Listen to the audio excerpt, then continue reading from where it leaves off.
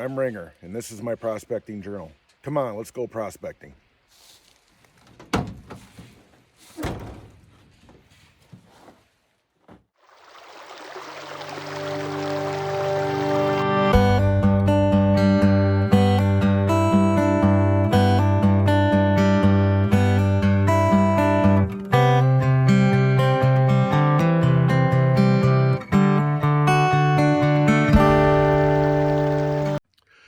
Welcome back to another episode of Ringer's Prospecting Journal. I know it's been a while since I posted any content on this channel. Between Mother Nature and work commitments, they conspired together to keep me off the creeks, but I'm back today. Crazy weather we've been having this winter. Sunday into Monday this week, we got 8 inches of snow. Tuesday, it rained all day. Froze again on Wednesday, and today on Friday, it's going to be 50 degrees. So we're going to head down to the creek, but we're going to be kicking it old school today. I'm going to show you a piece of equipment that I built 15 or 20 years ago for times where the creeks weren't running good and you couldn't really run a sluice box. So I made a rocker box. Let's check it out. So here it is, Ringer's rocker. The rocker box that I made, like I said, 15 to 20 years ago. Show you how it works here. Dump the material up on top. You got some nice little classification holes. Scoop some water in on top of the material. It falls down on to this sheet here into a second layer. Now the miner's moss in there is a new addition that I just put in there this year. I'll give you a better close-up of that. Go into the side here. Like I said, I'm not sure how well this miner's moss is going to work, but falls onto this angled plate, which forces the material down to that piece of metal there, and then down onto the deep V-groove matting with expanded metal over the top. So we're going to take this down to the creek today, give it a workout, see how well it does. Never had the miner's moss in it before. When I used it in the past, it worked very good without it. So I don't know if I'm going to keep that in or not. We'll see how it plays out. But yeah, this is my Ringer's rocker. I got a stand that I built. I can set it up in a creek so it's nice and level. A little kickstand there so I don't have to hang on to it constantly, and I'm running a single blade system.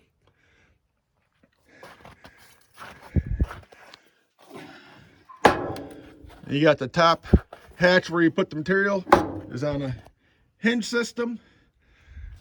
So when you're done classifying it out, all you do is tip it back, dump it, go back again. So yeah, this is my rocker box that I built. Let's take it down to the creek and see how it goes. All right, let's take a look to see what we're dealing with.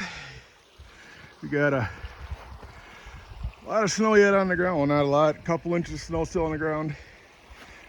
Nice little swampy area to walk through to get down to the creek. In my last video, I was working down in this area. See some of the ice still building up.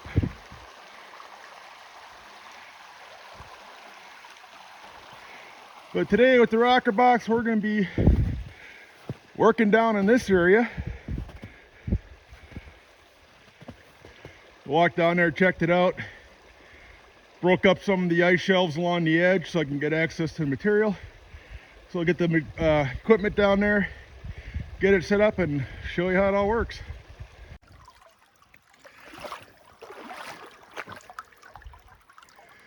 All right, so I got everything down to the creek set up. Knows how to stand, holds the rocker. Slight adjustments to the legs, get it to sit a little bit more level. Do have a little bit of a back to front tilt to it. I don't think it'll hurt anything, but it's sitting there. It's resting on its kickstand. So holds itself upright without having to hold it with the single blade rest underneath it.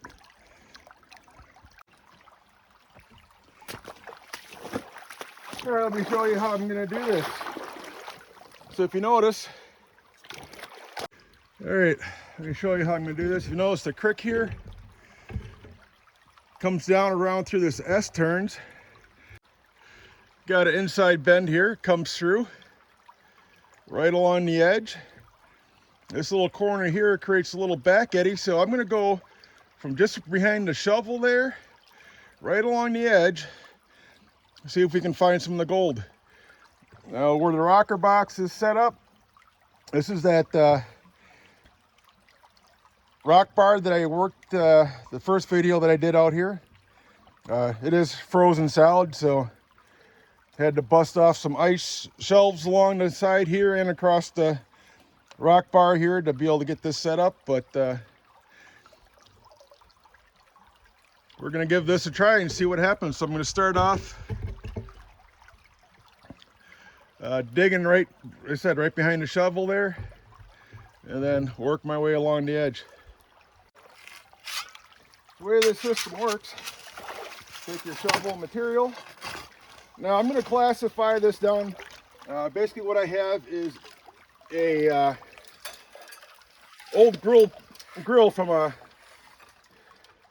gas grill, old grate from a gas grill. The slots are roughly 3/4 of an inch wide. Even though the rocker box itself has a classifier built in, I still like to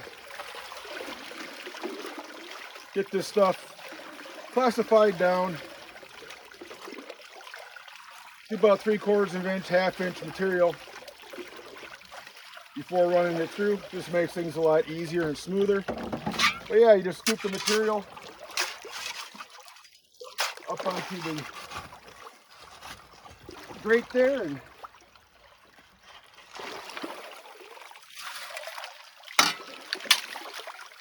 take your scoop and rinse everything off into the bucket below.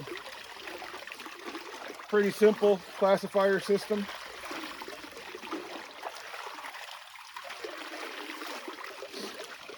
One thing you gotta remember when you're using rocker boxes and stuff like that, this is not something you use if you plan on processing a ton of material, but you got to use the right equipment for the type of water and conditions that you have.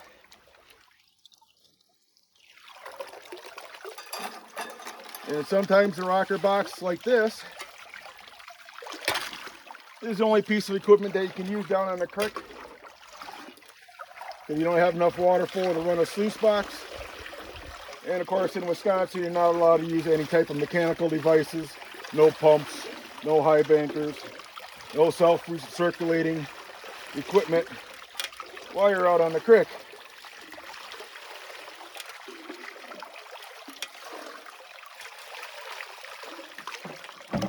And once you get it all washed off, just chuck the rocks off to the side. All right, I'm gonna get this bucket filled and I'll show you how the rocker box works. All right, so I dug down, we got 2 buckets classified. I still haven't hit a clay layer in this area, or still haven't hit a clay layer yet, but what I did find was this root system. A whole bunch of these roots going down through the material. So I'm hoping that those roots are trapping the gold and causing it to drop down straight below them. Now the deeper I dug the hole, the bigger the rocks came, so it's looking promising. I got the feeling that most of these first 2 buckets here is going to be overburdened and probably not going to have much gold in it, but we're going to give them a try and run them anyways. All right, so I got the rocker box all set up, ready to go. I did a couple scoops to test it out. And basically all you do is you take your material, throw it in top of the box here, grab your scoop, water, And you just slowly rock the box back and forth while you're pouring the water in.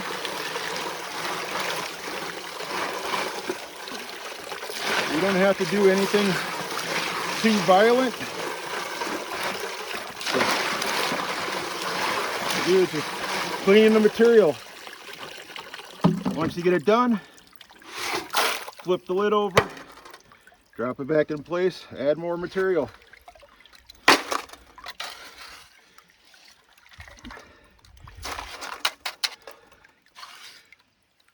Now you can add more material than that, but since it is pre-classified down to 3/4 of an inch, I just wanted to don't want to overload anything underneath. But this nice gentle rocking breaks everything out, allows the gold to settle down into the mat. Once it's cleaned out, flip it, keep going.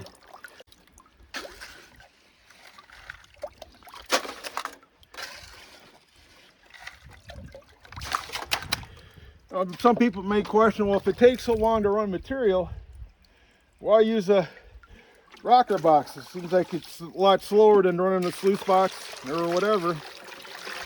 And like I said before, if you don't have the proper water flow or area to set up the sluice, rocker boxes are ideal for that situation.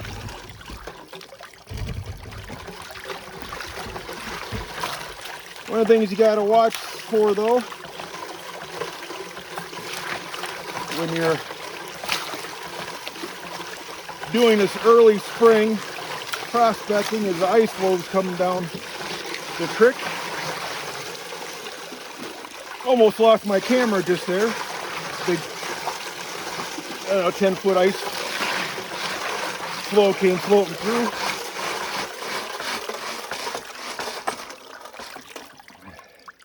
And dump.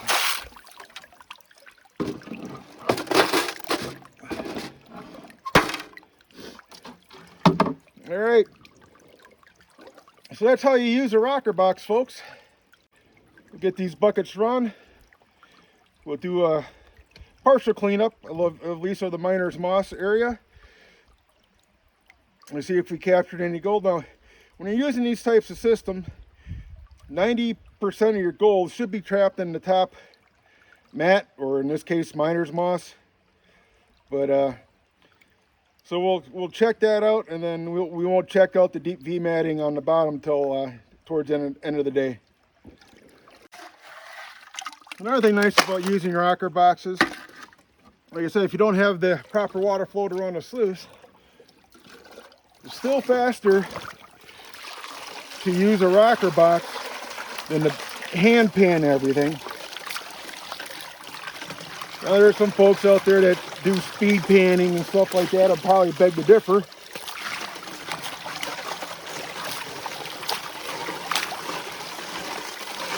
But there's a reason why these types of systems were first used back in the olden days to prospect for gold. And that's just the fact that they plain work. They captured a decent amount of gold with the minimum amount of effort.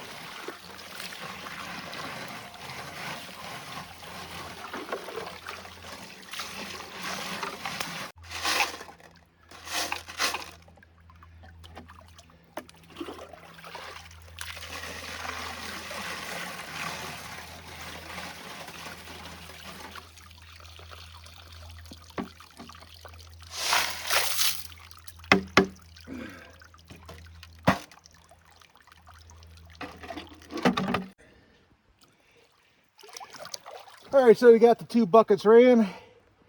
Got my gold pans here. I already pulled out the drawer that had the miner's moss in it.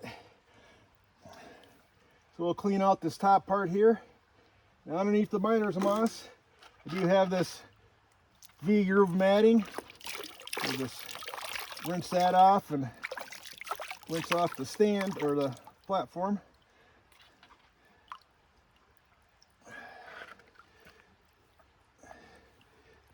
I don't know if you can see there or not, but right there's a piece of gold and right there is a piece of gold. So very tiny. It seems to be stuck in there pretty good. And I'll loosen it up.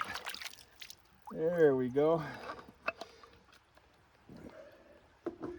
And then we'll take our miner's moss.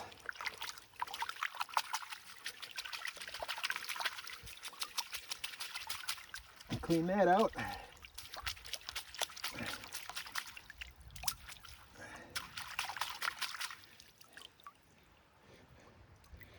It's been a while since I've been out on the creek and try to get all your equipment and stuff together to go out, and you always end up forgetting something. And in this case, I forgot my chair. So although the rocker box are pretty easy and simple to use, if you don't have the right handles on them or the right setup, it's hard on your back after a while. So we'll pan this out.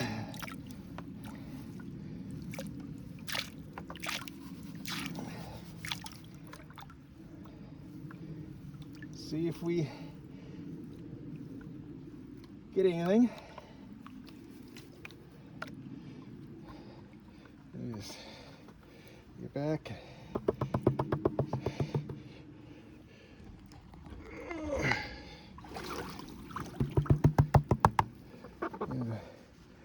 Pull it back and see what we can find. Oh yeah, I see a few little pieces in there. Let's get this all over to one side again and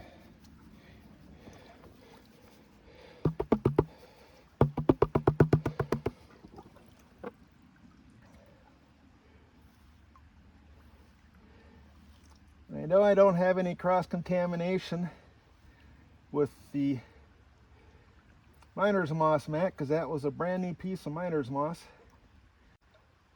Gold here in Wisconsin is very tiny, so I'm trying to be as gentle as I can so I don't flush what I do get into a different location. See if I can get that on the film for you. There's like 3 little pieces right in there. This is kind of difficult with the shadowing and then the glare, but yeah, there's like 3 or 4 little pieces in there. So not a bonanza by no means. Pretty much typical for my area though. Sometimes you hit a spot that you get 10 or 15 pieces in a bucket, and 8-9 inches off to the side of that, you don't get any. So we got 3 or 4 small pieces of gold out of those 2 5-gallon pails. Not the greatest, but I actually wasn't really expecting to get much of anything, because that was basically just the overburden in that area. I still hadn't got down to the clay layer where most of the gold will work its way through the sand and gravels and settle on the clay. So we'll keep at it. I'm going to close out this video here, and then probably run a few more or a couple more buckets to see if I can find that clay layer. But till next time, folks, this is Ringer. Happy prospecting to you all. And remember to like, subscribe, and share. And God bless everybody.